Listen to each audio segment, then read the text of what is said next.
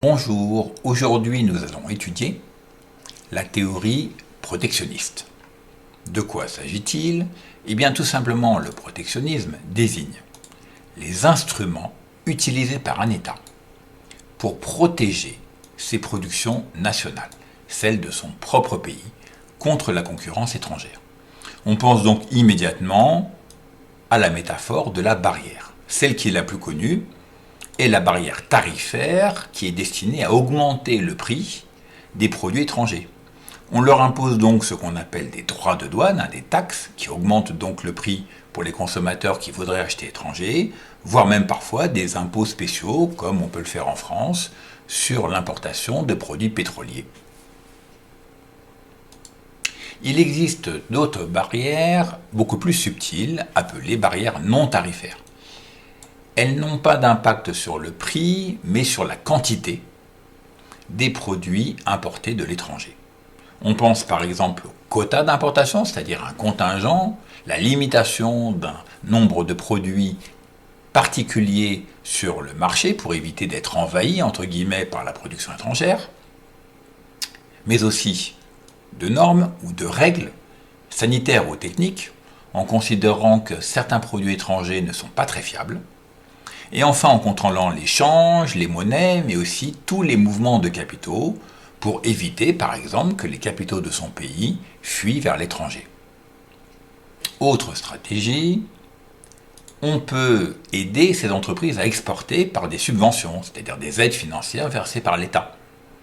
Et enfin, on peut défendre des domaines considérés comme stratégiques. J'en nommerai deux comme exemple. Le premier, l'alimentaire. Il est essentiel pour des grands pays d'être ce qu'on appelle autosuffisants, c'est-à-dire d'avoir leur propre production alimentaire.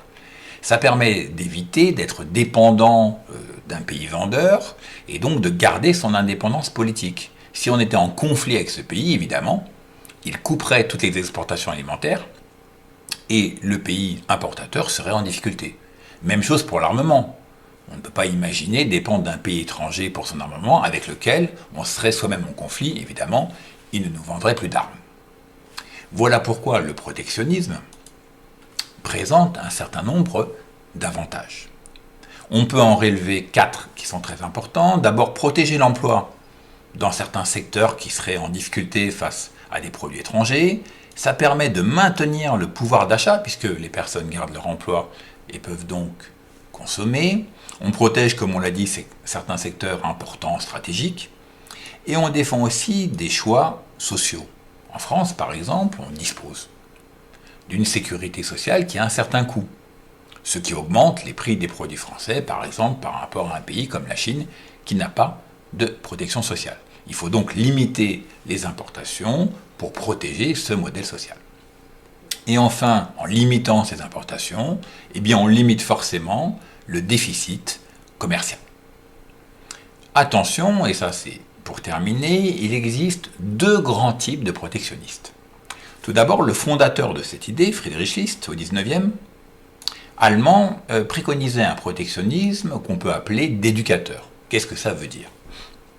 En reprenant sa célèbre citation, quand il disait « la protection douanière est notre voie », il indiquait qu'il s'agissait d'une période de transition. À l'époque, effectivement, l'Allemagne avait beaucoup de retard par rapport à l'Angleterre qui s'était déjà industrialisée.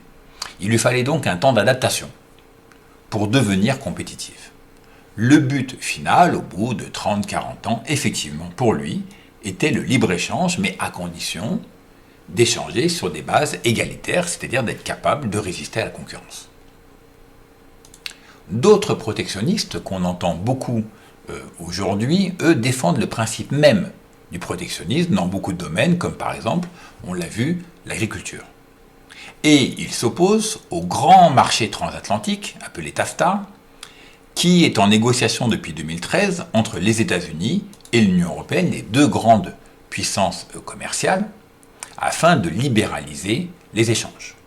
Ils sont parvenus, en 2015, à gêner l'avancée de ces négociations. À bientôt.